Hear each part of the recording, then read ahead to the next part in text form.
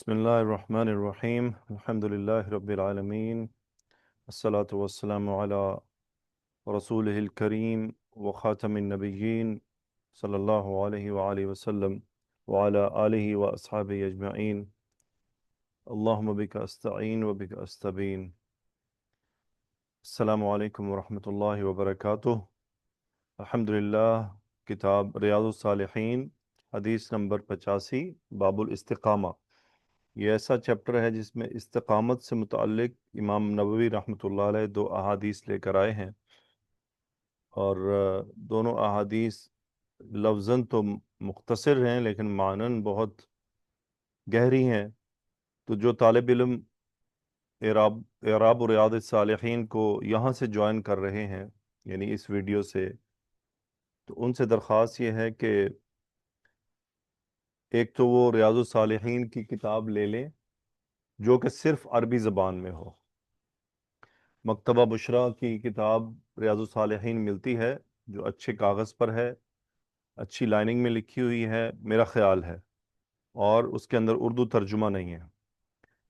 اگر آپ اور میں ہم چاہتے ہیں کہ ہم عربی الفاظ کے ساتھ ہمارا تعلق بڑھے، ہم اعراب کو سمجھنے لگیں، ہم میننگ کو سمجھنے لگیں، تو پھر ہمیں اردو تراجم سے جان چھڑوانی ہوگی. یعنی ہمارے سامنے حدیث کی کتاب ہو تو اس پر اردو ترجمہ نہیں لکھا ہونا چاہیے، ہمیں خود کوشش کرنی ہے، تبھی ہم اس میں مضبوط ہو سکتے ہیں. بعض اوقات طالب علم اس بات کی شکایت کرتے ہیں یا اپنا مسئلہ پیش کرتے ہیں کہ وہ آگے نہیں بڑھ پا رہے یا مضبوط نہیں ہو پا رہے، تو اس کی یہی وجہ ہوتی ہے کہ وہ اردو کا سہارا لیتے ہیں. تو پھر جب اردو لکھی ہوئی ہے تو پھر یقیناً دماغ زیادہ زور نہیں لگائے گا، وہ سمپلی اس کو نیچے دیکھ لے گا، تو پھر فائدہ نہیں ہوگا. بہرحال تو مشورہ یہی ہے، اگر آپ اس کتاب کو میرے ساتھ مسلسل پڑھنا چاہتے ہیں اور آپ چاہتے ہیں کہ آپ میرے ساتھ اس میں جڑے رہیں، تو اس کے لیے آسان اور بہترین حل یہی ہے کہ آپ ریاض الصالحین کی کتاب لے لیجئے، اور جو بھی حدیث یہاں پر شیئر ہو اس حدیث کا اعراب آپ اس پر لکھیے، الفاظ کے معنی لکھیے، اور آپ کو جو امپورٹنٹ پوائنٹس ملیں، یعنی جو اس حدیث کی فوائد میں جو بات کی جائے، ان پوائنٹس کو وہاں پر خود اپنے قلم سے لکھ لیجئے. اس طرح آپ کے ذہن میں چیزیں یاد بھی رہیں گی اور آپ کو سمجھ بھی آئیں گی. تو حدیث ہے وعن ابی عمر وقیل ابی عمرہ سفیان ابن عبد اللہ رضی اللہ عنہ قال قلت یا رسول اللہ صلی اللہ علیہ وسلم قل لی فی الاسلام قولا لا اسأل عنہ احدا غیرک قال قل آمنت باللہ ثم استقم. ان حرف جر ہے. ابو عمر بیسیکلی ابو عمر ہے جو نام ہے، یعنی ابو عمر. سو ابھی مجرور ہوا ان حرف جر کی وجہ سے، اور یہ پیچھے فعل سے متعلق ہے، روا ہو سکتا ہے. وقیلا، اور کہا گیا، یعنی ان ابی عمرن، یعنی یا کہا گیا کہ ان کا نام کیا ابی عمرہ تھا، ابی عمرہ. سو ابی عمرتا، چونکہ یعنی معاویہ تو اور حذیفہ تو تائے مربوطہ والے مذکر اسماء غیر منصرف ہوتے ہیں. وقیلا ابی عمرتا، سو ان ابی عمر. وقیلا، اب قیلا کیا ہے؟ فعل ماضی مجہول ہے. قیلا قال یقول سے قاف واو لام مادہ، قویلا فعیلا وزن پر، تو قیلا باب نون سے آتا ہے. قیلا کہا گیا. اب اس کا نائب الفاعل ہوتا ہے، اور وہی یہ نائب الفاعل، یعنی بیسیکلی یہاں واو عطف ہو رہا ہے، یعنی وَأَنْ أَبِي عَمْرٍ وَقِيلَ. اب یہاں پر ان حرف جو حرف جر ہے وہ بیسیکلی کیا ہے؟ انڈرسٹوڈ ہے. ان ابی امرتا، یعنی یا تو یہ یا تو یہ. تو اس صورت میں یہ ان ابی امرتا جو یہ پورا ہے، یہ پورا مقولہ بن جائے گا، اور مقولہ بن کر یہ نائب الفاعل بنے گا قیلہ کا. سو قیلہ کا نائب الفاعل یہ طے ہو گیا، یعنی ان ابی امر، یا پھر کہا گیا کہ ابی امرہ. اب ان کا نام کیا ہے اصل میں؟ سفیان.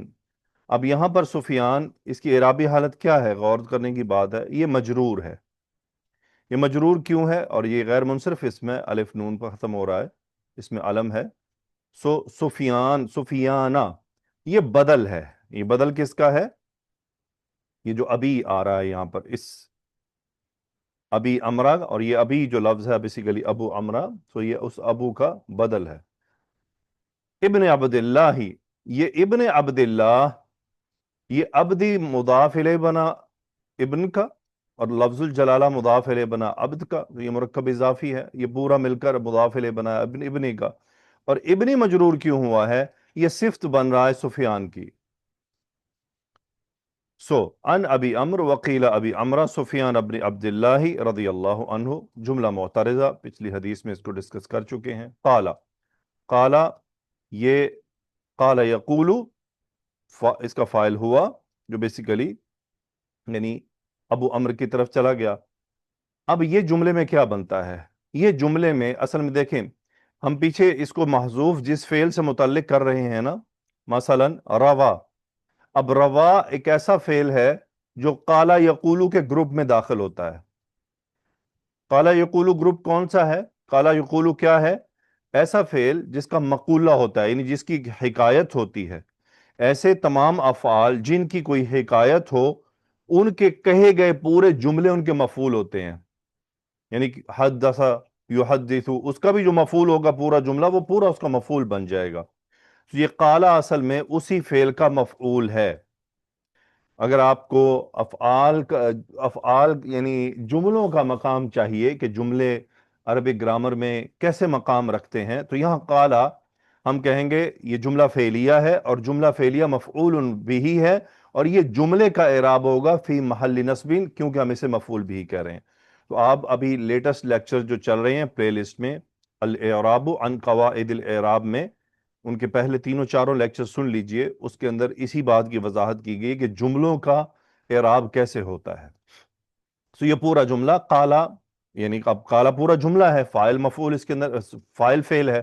منیمم ریکوائرمنٹ جملہ فعلیہ کی فائل اور فعل ہوتا ہے، تو اس کے اندر ہوا فعل اور فائل یہ دونوں موجود ہیں.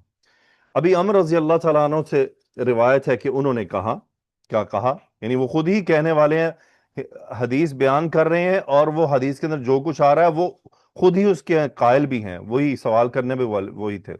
قلتو، اب یہ پوری جو حدیث ہے یہاں سے یہاں تک، یہ پوری حدیث اس قالہ کا مقولہ ہے.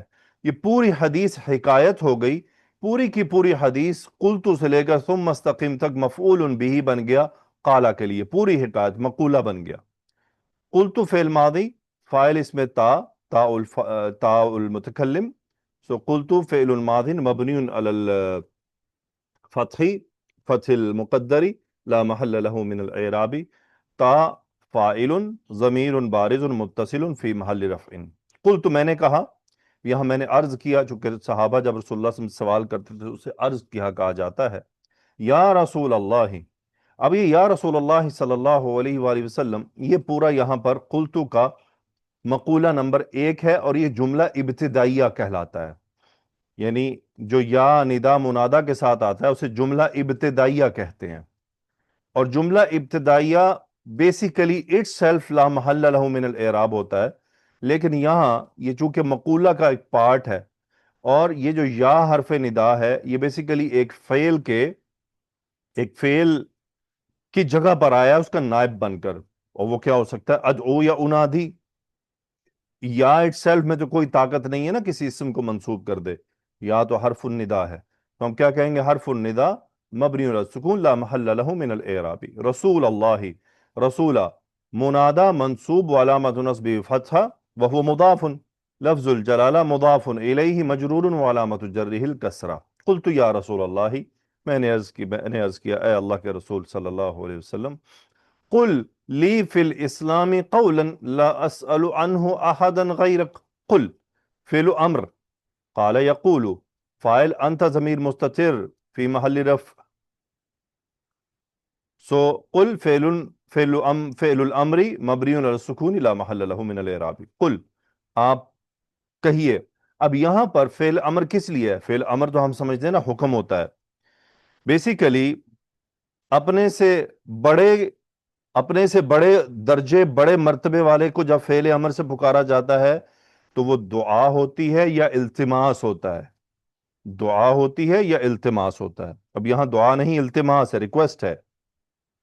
اور اپنے سے چھوٹے ہو کر تو وہ حکم ہوتا ہے، اور اپنے کا جو برابر ہوتا ہے وہاں بھی بعض دفعہ التماس کے میننگ ہوتے ہیں، بعض دفعہ نصیحت کے میننگ ہوتے ہیں، بعض دفعہ مشورہ طلب کرنے کے میننگ ہوتے ہیں، لیکن یہاں بیسیکلی ریکویسٹ کی جا رہی ہے اپنے لیے کچھ نصیحت و مشورہ طلب کرتے ہوئے. قل، سو انت فائل، قل لی متعلق بالفعل لی، قل لی فی الاسلامی، یہ بھی متعلق بالفاعل، قل متعلق بالفعل، قل لی فی الاسلامی، یعنی آپ مجھ سے کہ لام حرف جر یا متکلم جار مجرور متعلق بالفعل، فی الاسلامی حرف جر و مجرور اسم، الاسلام یہاں پر اسم مجرور و علامت جر الکسرہ، قل لی فی الاسلامی. اب قل یعنی قلت فی، جب بھی قالا کے ساتھ لام ہو تو یہ لام التبلیغ کہلاتا ہے، یعنی جس کو بات کہی جا رہی ہے، جس کو بات پہنچائی جا رہی ہے. مثلا قلت لک، اب لام یہاں لام التبلیغ ہے کہ کل جو بات ہے اس کو پہنچایا جا رہا ہے. تو قل لی، آپ مجھے بتائیے. فی الاسلامی، قالا یقولو میں جب فی حرف جر آتا ہے تو اس کا مطلب ہوتا ہے اس چیز کے بارے میں. مثلا قلت فی الطعام، یعنی میں نے کھانے کے بارے میں کچھ کہا، اس کے اندر کے معاملات کی کوئی بات کی. سو قل لی فی الاسلامی قولا، اب قولا یہاں مفعول مطلق ہے. بیسیکلی قل میں بات پوری ہے، قل لی فی الاسلامی یعنی آپ اسلام کے اندر کی باتوں کے بارے میں مجھے بتائیے. قولا مفعول مطلق تاکید کے لیے، یعنی ایک خاص معاملہ ہے، خاص بات بتائیے. آگے کیا انہوں نے کہا؟ لا اسأل عنہ احدا غیرک. اب یہ پورا جملہ، یہ جملہ کیا بنے گا؟ جملے کے اندر جملہ آ گیا، جملے کے اندر جملہ جو ہی آئے ہمارے کان کھڑے ہونے چاہیے کہ اس کا گرامیٹیکلی کچھ نہ کچھ مقام ہوگا. اگر ہم اس جملے میں کوئی چیز تلاش کریں تو وہ ایک، اچھا اس کو حل کر لیتے ہیں پھر نتیجہ نکلے گا. لا کیا ہے؟ لا ہمارے پاس جملہ فعلیہ میں یا نہیں ہوتا ہے یا نفی ہوتا ہے. نہیں ہو تو فعل مضارع مجزوم ہوتا ہے، ادروائز نفی ہوگا، تو یہ نفی ہے چونکہ فعل مضارع مجزوم نہیں ہے، مرفوع ہے، وعلامۃ رفعہ ضمہ، اور فاعل آنا ضمیر مستتر.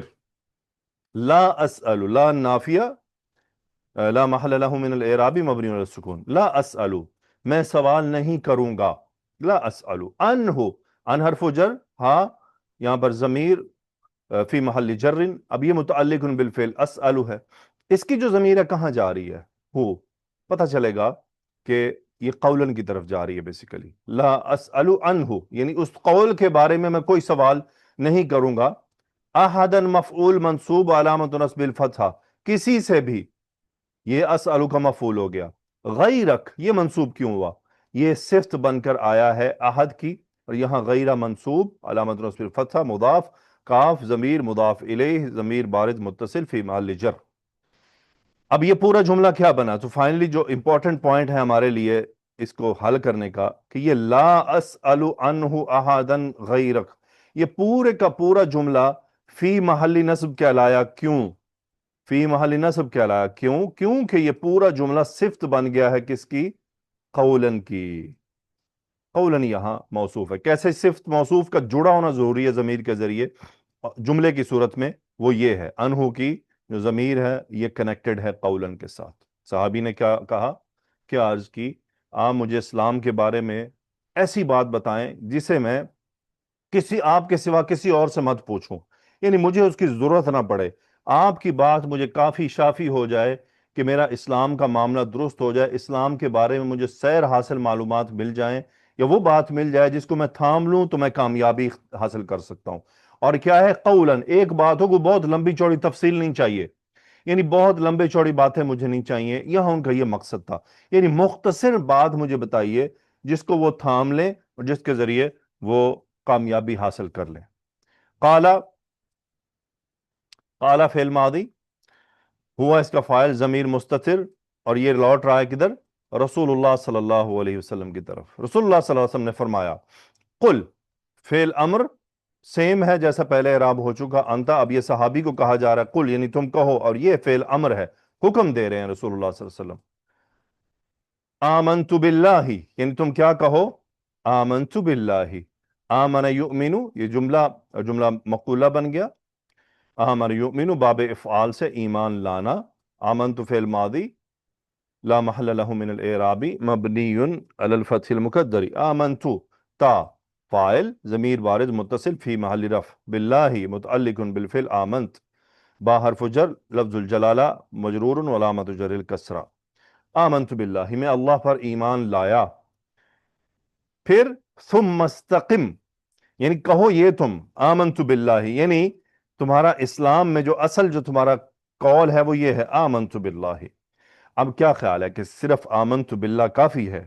نہیں، اس کی یہ رسول اللہ صلی اللہ علیہ وآلہ وسلم کو جوامع الکلمات عطا کیے گئے تھے کہ آپ کی بات مختصر ہوتی تھی لیکن انتہائی گہری ہوتی تھی. اسی لیے صحابی نے کہا قل لی فی الاسلام قولا، یعنی آپ اسلام کے بارے میں مجھے ایک بات بتائیے کہ جو سارے میسج کو اپنے اندر سمولے اور مجھے سمجھ آ رہا ہے، اس کے بارے میں کسی سے کچھ نہ پوچھوں اور مقصد یہ ہے کہ میں کامیابی حاصل کر لوں. آپ نے فرمایا آمنت باللہ یہ کہو. اب یہ آمنت باللہ پھر سب کچھ شامل ہے. یعنی جب ہم اللہ پر ایمان لاتے ہیں، یعنی میں کہتا ہوں مثلا آمنت باللہ میں اللہ پر ایمان لایا، تو اب اس کے اندر یہ بات موجود ہے کہ پھر اللہ نے جو جو کچھ کہا ہے میں پھر اس پر بھی ایمان لا رہا ہوں. یعنی پھر اللہ نے کیا فرمایا کہ فرشتوں پر ایمان لایا جائے، کتابوں پر ایمان لایا جائے، انبیاء پر ایمان لایا جائے، یوم آخرت پر ایمان لایا جائے، تقدیر پر ایمان لایا جائے، رسول اللہ صلی اللہ علیہ وسلم پر ایمان لایا جائے، قرآن پر ایمان لایا جائے. یہ سب باتیں ان پر ایمان لایا جائے. اور اگر یعنی اس میں سے ایک کی بھی میں نفی خدا نہ خواستہ کر دوں تو پھر آمنت باللہ کو میں نے منہدم کر دیا. یعنی میں نے اپنا جو قول ہے آمنت باللہ اس کو کینسل کر دیا نا. پھر میں اللہ پر ایمان کیسا لایا جب میں نے اللہ کی باتیں نہیں ماننی؟ تو پھر اس کے اندر یہ اسی لیے آمنت باللہ، حالانکہ بظاہر اگر کوئی اتنا گہرا سوچنے والا نہ ہو تو وہ تو سمجھے گا بس اتنی بات کافی ہے، میں اللہ پر ایمان لایا، باقی مجھے کسی پر ایمان لانے کی ضرورت نہیں ہے. نہیں، باقی سب ایمان اللہ سبحانہ و تعالیٰ کے اوپر ایمان لانے کے ساتھ جڑے ہوئے ہیں، کیونکہ وہ اللہ کے احکامات ہیں. تو وہ تو ایمان ہی نہیں ہوگا کہ ایک آدمی اللہ پر ایمان لائے اور ساتھ میں آ کے وہ مرزا قادیانی کو اپنا نبی مان لے، تو پھر اس نے آمنت باللہ کی مخالفت کر دی نا. اور اس طرح کی اور بہت ساری باتیں ہیں. قرآن مجید کی آیات کا انکار کر دے، قرآن مجید کی آیات کو بدل ڈالے، تو اس نے آمنت باللہ کی مخالفت کر دی، عملاً کر دی ہے اس نے. اب روزے قیامت وہ یہ دلیل نہیں دے سکتا جی میں نے تو کہا تھا. کہنے کے بعد تم نے کیا کیا تھا، نتیجہ تم نے کیا نکالا تھا؟ تو یہ اسی لیے اب دیکھیں چھوٹا سا کلمہ ہے، پوری حدیث میں رسول اللہ صلی اللہ علیہ وسلم کے صرف 2 جملے ہیں، آمنت باللہ ثم استقم. یہ کیا ہے ثم استقم؟ یہ واو حرف عطف نہیں آیا، ثم حرف عطف آیا. حرف عطف مبنی علی الفتح لا محل له من الاعراب. استقم، استقام یستقیم، قاف واو میم مادہ باب استفعال سے استقامت، استقام یستقیم. استقم فعل امر مبنی علی السکون لا محل له من الاعراب. انت ضمیر مستتر فاعل فی محل رفع. پھر تم کیا ہے استقامت اختیار کرو. اچھا یہاں ثم بہت اہم ہے. ثم کیا ہے؟ یعنی جب تم یہ کہہ دو آمنت باللہ پھر ہے ثم کا مطلب ہے کہ بھائی جس دن تم نے کہا ہے نا آمنت باللہ، یہاں سے لے کر مرتے دم تک، ٹل دیٹ، مرتے دم تک، یہ ہے ثم کا مطلب. یعنی ثم کا مطلب اتنا نہیں ہے کہ کوئی مختصر تراخی ہے اس کے اندر. تراخی کیا ہے؟ مرتے دم تک. کیسے قرآن مجید کی آیت ہے انما المؤمنون الذین آمنوا باللہ ورسولہ ثم لم يرتابوا وجاہدوا باموالہم وانفسہم فی سبیل اللہ. سورۃ الحجرات کی آیت ہے.